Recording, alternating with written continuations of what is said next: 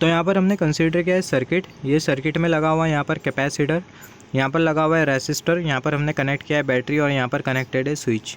तो जैसे हम लोग स्विच को क्लोज करेंगे तो सर्किट में फ्लो करने लगेगा करंट, और जो करंट होगा कैपेसिटर के थ्रू भी फ्लो करेगा और कैपेसिटर की प्लेट के अक्रॉस चार्ज एक्यूमुलेट होना चालू हो जाएंगे, हैंस जो कैपेसिटर होगा चार्ज होना चालू कर देगा।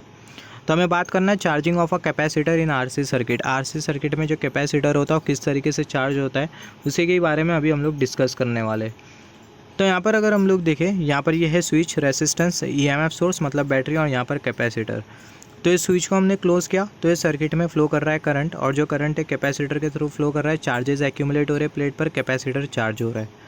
और जो कैपेसिटर होगा वो चार्ज होते रहेगा जब तक कि ये कैपेसिटर के प्लेट के अक्रॉस जो पोटेंशियल डिफरेंस है वो बैटरी के पोटेंशियल डिफरेंस के क्लोज में ना आ जाए। कैपेसिटर के प्लेट के अक्रॉस जो पोटेंशियल डिफरेंस बनेगा वो कभी भी ये बैटरी के पोटेंशियल डिफरेंस के बराबर में नहीं होगा। उसके बारे में हम लोग बाद में डिस्कस करेंगे। और ये जो कैपेसिटर के प्लेट के अक्रॉस जो पोटेंशियल डिफरेंस होगा वो ये बैटरी के ईएमएफ के क्लोज में होगा, बैटरी के पोटेंशियल डिफरेंस के क्लोज में होगा। तो हम लोग बोल सकते हैं जो कैपेसिटर के अक्रॉस जो पोटेंशियल डिफरेंस होगा वो बैटरी के ईएमएफ के क्लोज में होगा। और ये कैपेसिटर में जो मैक्सिमम चार्ज होगा वो होगा Q0, और जो Q0 चार्ज होगा वो डिपेंड करेगा कैपेसिटर का कैपेसिटेंस कितना है और जो बैटरी है उसका ईएमएफ कितना है। तो हमने बेसिकली करा क्या, हमने स्विच को क्लोज़ किया, सर्किट में फ्लो कर रहा है करंट, कैपेसिटर चार्ज हो रहा है। तो ये जो स्विच है उसको हमने क्लोज़ किया टाइम 0 पर, तो उस केस में जो कैपेसिटर में जो चार्ज होता है वो होता है 0। मतलब नहीं समझा? यहाँ पर हमने कंसिडर किया है रेसिस्टर, कैपेसिटर, और ये जो रेसिस्टर और जो कैपेसिटर है दोनों को हमने ज्वाइन किया। कैपेसिटर पहले से तो चार्ज नहीं रहेगा, तो ये रेसिस्टेंस और कैपेसिटर दोनों को हमने कनेक्ट किया, और यहाँ पर ये जो बैटरी है उसको हमने कनेक्ट किया, और यहाँ पर हमने स्विच कनेक्ट किया। तो हमने स्विच को, यहाँ पर कैपेसिटर में कोई चार्ज नहीं है, स्विच क्लोज ओपन है अभी। जब हम लोग स्विच को क्लोज़ करेंगे तो सर्किट में करंट फ्लो होगा और कैपेसिटर चार्ज होगा। तो ये जो स्विच है उसको हमने क्लोज़ किया, और जिस पॉइंट ऑफ टाइम पर हमने क्लोज़ किया वो जो पॉइंट ऑफ टाइम है वो इनफाइनाइटेसिमल स्मॉल है, और वो जो पॉइंट ऑफ टाइम है उसको हमने कंसिडर किया 0। तो ये पॉइंट ऑफ टाइम के लिए कैपेसिटर में जो चार्ज होगा वो होगा 0। फिर उसके बाद हमने थोड़े टाइम के बाद देखा, टी टाइम पर देखा, ये जो कैपेसिटर में जो चार्ज स्टोर होता है वो होता है Q। तो ये जो Q चार्ज होगा वो कितना होगा ये हमें फाइंड आउट करना होगा। तो ये Q चार्ज को फाइंड आउट करने के लिए हम लोग अप्लाई करेंगे किरचॉफ्स वोल्टेज लॉ। हम लोग पूरे सर्किट में KVL घूमेंगे। तो यहाँ पर अगर हम लोग देखें रेसिस्टेंस के अक्रॉस जो पोटेंशियल ड्रॉप होगा वो होगा I इंटू R। सिमिलरली यहाँ पर अगर हम लोग देखें कैपेसिटर के अक्रॉस जो पोटेंशियल ड्रॉप होगा वो होगा Q डिवाइडेड बाय C। ये जो Q है वो है कैपेसिटर में जो चार्ज स्टोर हो रहा है वो, और ये जो C है वो है कैपेसिटेंस कैपेसिटर का। यहाँ पर हम लोग देख सकते हैं I इंटू R, ये है पोटेंशियल डिफरेंस अक्रॉस रेसिस्टर, या फिर बोल सकते हैं पोटेंशियल ड्रॉप अक्रॉस रेसिस्टर, और Q डिवाइडेड बाय C ये है पोटेंशियल ड्रॉप अक्रॉस कैपेसिटर। और यहाँ पर हमने कंसिडर किया ईएमएफ। इसको हम लोग अरेंज करके कुछ इस तरीके से लिख सकते हैं E minus Q divided by C equal to I into R। यहाँ पर ये जो E होगा उसको हम लोग इक्वल टू के राइट हैंड साइड पे भेज देंगे तो हमें मिलेगा माइनस C, तो हमें मिलेगा E minus Q divided by C equal to I into R। यहाँ पर अगर हम लोग देखें इसको हम लोग अरेंज करके कुछ इस तरीके से लिख सकते हैं, ये जो C होगा उसको हम लोग E के साथ मल्टीप्लाई कर देंगे तो हमें मिल जाएगा EC minus Q divided by C equal to ये जो I होगा उसकी जगह हम लोग पुट कर देंगे DQ डिवाइडेड बाय DT, क्योंकि ये I बराबर में होता है DQ डिवाइडेड बाय DT के। तो हमें मिल जाएगा DQ डिवाइडेड बाय DT, और यहाँ पर हमने कंसिडर किया R। सिमिलरली यहाँ पर ये जो DQ है उसके डिनोमिनेटर में हम लोग कंसिडर करेंगे EC माइनस Q, और DT के डिनोमिनेटर में हम लोग कंसिडर करेंगे RC। मतलब ये वाला जो स्टेप है इसको हम लोग थोड़ा अरेंज करके लिखेंगे, सजा के लिखेंगे। तो हमें मिलेगा DQ divided by CE minus Q equal to DT divided by RC। ये वाला टर्म और ये वाला टर्म दोनों को इंटीग्रेट करना है, तो हमें मिलेगा integration of DQ divided by CE minus Q equal to integration of DT divided by RC। तो जैसे कि हमने यहाँ पर डिस्कस किया था, जब टाइम 0 होता है तो कैपेसिटर में जो चार्ज होता है वो होता है 0, और जब टाइम t होता है तो उस केस में कैपेसिटर में जो चार्ज होता है वो होता है Q। सिमिलरली यहाँ पर भी हम लोग वही कंसिडर करेंगे, जब टाइम 0 होता है तो उस केस में कैपेसिटर में जो चार्ज होता है वो होता है 0, और जब टाइम t होता है तो उस केस में कैपेसिटर में जो चार्ज होता है वो होता है Q। मतलब time 0, just wait for a second, time 0 तो चार्ज 0, और जब टाइम t होता है तो कैपेसिटर में जो चार्ज होता है वो होता है Q। तो अभी हम लोग दोनों को इंटीग्रेट करेंगे, तो जब इसको हम लोग इंटीग्रेट करेंगे तो हमें मिलेगा minus ln CE minus Q, और यहाँ पर 0 और यहाँ पर Q इक्वल टू, मतलब यहाँ पर हमने कंसिडर किया limit equal to DT divided by RC। इसको हम लोग जब इंटीग्रेट करेंगे तो हमें मिलेगा T divided by RC, lower limit 0 और जो हायर लिमिट होगी वो होगी T। सिमिलरली यहाँ पर अगर हम लोग देखें यहाँ पर ये natural log c E minus Q, उसके जगह पुट करेंगे क्यू, मतलब ये पूरे टर्म की जगह पुट करेंगे क्यू, फिर उसके बाद पुट करेंगे 0। तो जब हम लोग ये पूरे टर्म की जगह क्यू पुट करेंगे तो हमें मिलेगा natural log E C minus Q, फिर उसके बाद माइनस साइन। और जब हम लोग ये पूरे टर्म की जगह 0 पुट करेंगे, आई मीन ये क्यू की जगह हमें सिर्फ क्यू की जगह क्यू को पुट करना है और क्यू की जगह 0 को पुट करना है। तो जब हमने क्यू की जगह क्यू को पुट किया तो हमें मिला natural log E C minus Q minus, अभी एक क्यू की जगह पुट करेंगे 0 तो हमें मिलेगा natural log E C.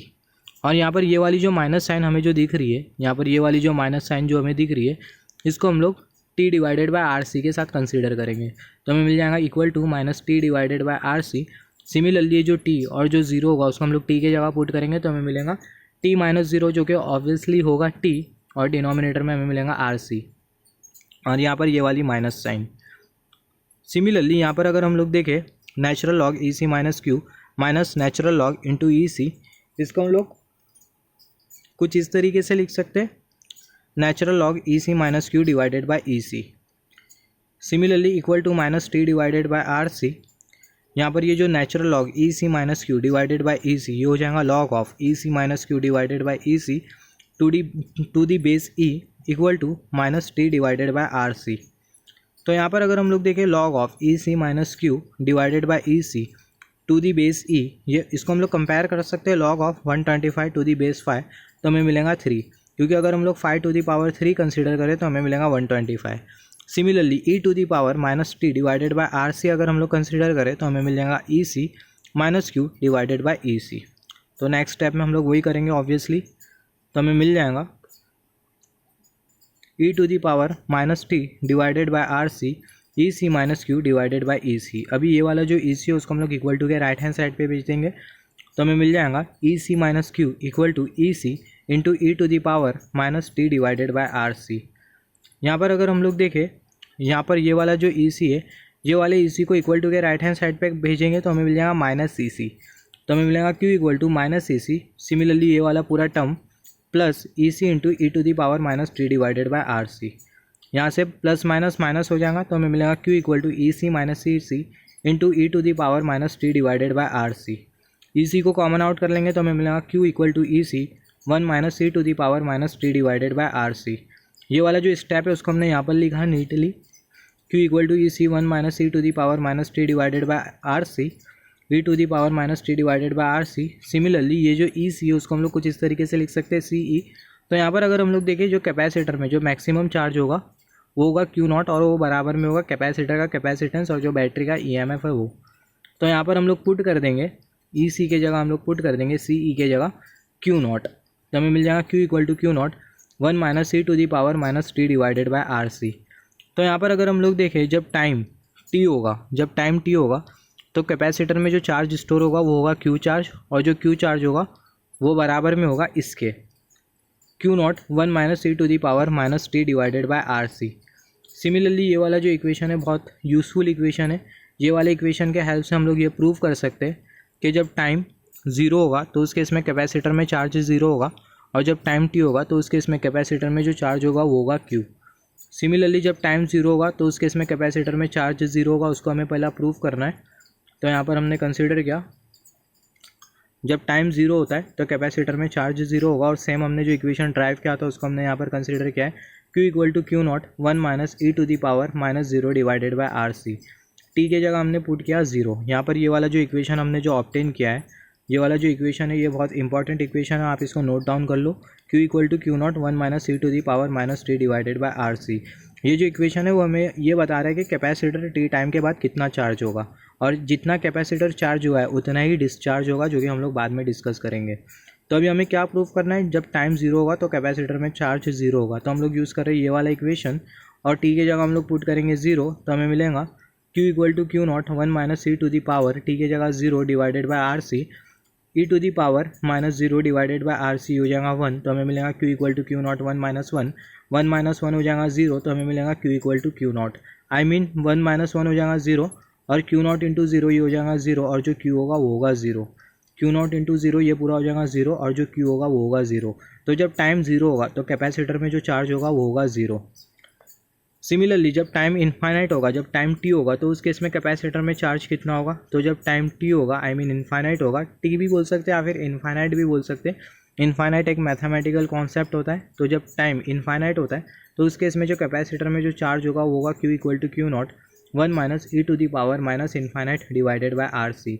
E to the power minus infinite divided by R C, ये पूरा हो जाएगा 0। तो हमें मिलेगा Q equal to Q naught 1 minus 0। तो यहाँ पर ये 1 माइनस 0, यह अल्टीमेटली हमें मिलेगा 1। तो हमें मिलेगा क्यू नॉट इंटू 1, तो हमें मिलेगा Q equal to Q naught, Q equal to Q naught. तो जब टाइम इनफाइनाइट होगा तो जो कैपेसिटर में जो चार्ज होगा वो अपने मैक्सिमम पॉसिबल चार्ज के बराबर में होगा।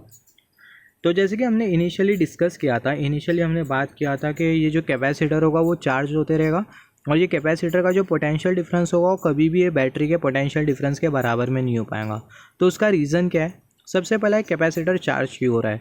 कैपेसिटर ये करंट के वजह से चार्ज हो रहा है, जो कि ये ईएमएफ सोर्स ये पूरे सर्किट में सप्लाई कर रहा है। तो इसके वजह से जो कैपेसिटर है वो चार्ज हो रहा है, कैपेसिटर के प्लेट के अक्रॉस चार्जेस एक्यूमुलेट हो रहे हैं। तो जो कैपेसिटर होगा वो चार्ज होते जाएगा, होते होते एक पर्टिकुलर लिमिट के बाद या फिर बोल सकते हैं एक पर्टिकुलर टाइम के बाद ये जो कैपेसिटर होगा वो सर्किट में अपोजिट डायरेक्शन में करंट को फ्लो करवाएगा, जो कि अपोज करेगा ये वाला जो करंट है जो कि ये बैटरी के थ्रू फ्लो कर रहा है उसको। जिसके वजह से होगा क्या, ये वाला जो करंट होगा, ये जो करंट हमने यहाँ पर जो एरो से कंसीडर किया, ये करंट और कैपेसिटर के थ्रू फ्लो नहीं हो पाएगा और जो कैपेसिटर की जो प्लेट है उसमें और चार्ज एक्यूमुलेट नहीं हो पाएंगे। हैंस जो कैपेसिटर के अक्रॉस जो पोटेंशियल डिफरेंस होगा वो कभी भी बैटरी के पोटेंशियल डिफरेंस के बराबर में नहीं हो पाएगा। ये तो हमने प्रैक्टिकली कंसिडर किया, मगर थ्योरेटिकली हम लोग बोल सकते हैं इनफाइनाइट पर या फिर इन्फिनिटी पर ये कैपेसिटर के प्लेट के अक्रॉस जो पोटेंशियल डिफरेंस होगा वो बराबर में होगा ये बैटरी के पोटेंशियल डिफरेंस के। ये हम लोग थ्योरेटिकली बोल सकते हैं। सिमिलरली अगर time capacity to time constant के बराबर में होगा तो उस केस में कैपेसिटर में कितना चार्ज होगा? तो जब time capacity to time constant के बराबर में होगा, जिसको हम लोग कंसीडर कर सकते हैं आर सी, और जो कैपेसिटी टू टाइम कांस्टेंट होता है उसको भी हम लोग डिनोट करते हैं टाउ से। तो जब time capacity to time constant के बराबर में होगा, मतलब आर सी के बराबर में होगा, तो उस केस में कैपेसिटर में कितना चार्ज स्टोर होगा? तो उसको फाइंड आउट करने के लिए यहाँ पर ये वाला जो इक्वेशन है ये टी के जगह हम लोग पुट कर देंगे टाउ, और जो टाउ होगा बराबर में होगा आर सी के। तो हमें मिलेगा Q equal to Q naught 1 minus E to the power minus tau divided by R C. तो हमें मिलेगा Q equal to Q naught 1 minus E to the power minus R C divided by R C. तो R सी cancel हो जाएगा। Ultimately हमें मिलेगा Q equal to Q naught 1 minus E to the power minus 1, E to the power minus 1 ये हो जाएगा 1 divided by ई। फिर उसके बाद इसको अगर हम लोग आगे सॉल्व करें तो हमें मिलेगा Q equal to Q naught E minus 1 divided by E. तो जो ई की जो वैल्यू है वो हमें पता है, तो अगर ई की वैल्यू को अगर हम लोग पुट करें तो हमें मिलेगा Q equal to Q naught 2.718 minus 1 divided by 2.718। तो अल्टीमेटली हमें मिलेगा Q equal to Q naught 0.632, Q equal to 0.632 into Q naught. अगर इसको हम लोग परसेंटेज में कन्वर्ट करें तो हमें मिलेगा 63.2%। तो जो कैपेसिटिव टाइम कांस्टेंट होता है उसको हम लोग कुछ इस तरीके से डिस्क्राइब करते हैं। Capacitive time constant of a capacitor is the time require by the capacitor plate to get charge by 63.2% of its maximum possible value. कितना टाइम कैपेसिटर की प्लेट लेंगी 63.2% चार्ज होने के लिए अपने मैक्सिमम वैल्यू के रेस्पेक्ट में, वो टाइम को हम लोग बोलते हैं कैपेसिटिव टाइम कांस्टेंट। अगर टाइम ज़्यादा लेती है तो उस केस में क्या होगा, तो उस केस में जो कैपेसिटर की जो प्लेट होगी, अगर कैपेसिटिव टाइम कांस्टेंट अगर ज़्यादा होता है तो उस केस में जो कैपेसिटर की जो प्लेट होगी 63.2% तक चार्ज होने के लिए ज़्यादा से ज़्यादा टाइम लेगी। हैंस जो कैपेसिटर की जो चार्जिंग होगी वो कम से कम होगी, मतलब जो कैपेसिटर होगा वो चार्जिंग के लिए थोड़ा टाइम लेगा, जिसको हम लोग समझ सकते हैं ये वाले ग्राफ के हेल्प से। यहाँ पर हमने कंसिडर किया ये है वाई एक्सिस हमें इंडिकेट कर रही है चार्जेस का एक्यूमुलेशन कैपेसिटर के प्लेट्स में, और ये जो एक्स एक्सिस है वो हमें इंडिकेट कर रही है टाइम कांस्टेंट। यहाँ पर ये वाली जो कर्व है वो हमें इंडिकेट कर रही है इनिशियली जो कैपेसिटर होगा वो रैपिडली चार्ज करेगा, फिर उसके बाद जो कैपेसिटर की जो चार्जिंग होगी वो ग्रेजुअल हो जाएंगी। ग्रेजुअल मतलब जो कैपेसिटर होगा वो धीरे धीरे से चार्ज करने लगेगा एक पर्टिकुलर टाइम के बाद। यहाँ पर ये जो क्यू नॉट है वो है मैक्सिमम चार्ज, ये जो क्यू नॉट है वो उसको हम लोग कंसिडर कर सकते हैं मैक्सिमम चार्ज। यहाँ पर ये वाली जो लाइन है वो हमें इंडिकेट कर रही है मैक्सिमम चार्ज। सिमिलरली यहाँ पर ये वाली जो ग्रीन कलर की जो लाइन है वो कभी भी रेड कलर की लाइन को मीट नहीं कर पाएंगी। उसका रीज़न हमें पता है, जो कैपेसिटर के प्लेट के अक्रॉस जो पोटेंशियल डिफरेंस होगा बैटरी के पोटेंशियल डिफरेंस के कभी भी बराबर में नहीं हो पाएगा, इसलिए यहाँ पर ये वाली जो लाइन होगी वो कभी भी रेड कलर की लाइन को मीट नहीं कर पाएंगी। तो यहाँ पर हमने कंसिडर किया capacity to time constant tau, तो इसके रेस्पेक्ट में जो चार्जिंग होगी कैपेसिटर में वो होगी 63%, और डेसिमल में कंसिडर करें तो हमें मिलेगा 0.632। अगर टाइम कांस्टेंट अगर कम होता है ना, तो उस केस में जो कैपेसिटर की जो प्लेट होगी 63.2% तक चार्ज होने के लिए कम से कम टाइम लेगी, हैंस कैपेसिटर की जो चार्जिंग होगी वो ज़्यादा होगी, मतलब जो कैपेसिटर की जो चार्जिंग होगी वो जल्दी से जल्दी होगी। सिमिलरली अगर कैपेसिटिव टाइम कांस्टेंट अगर ज़्यादा होता है, तो उस केस में जो कैपेसिटर की जो प्लेट होगी ना 63.2% चार्ज होने के लिए ज़्यादा से ज़्यादा टाइम लेगी, और जो कैपेसिटर की जो चार्जिंग होगी ना वो कम होगी, मतलब जो कैपेसिटर चार्जिंग के लिए ज़्यादा से ज़्यादा टाइम लेगा, हैंस जो कैपेसिटर की जो चार्जिंग होगी वो कम होगी। तो कुछ इस तरीके से जो कैपेसिटिव टाइम कांस्टेंट है उसको हम लोग समझ सकते हैं with the help of this graph. तो नेक्स्ट वीडियो में हम लोग डिस्कस करेंगे कि जो कैपेसिटर होता है वो एक आरसी सर्किट में किस तरीके से डिस्चार्ज करता है, discharging of capacitor in RC circuit.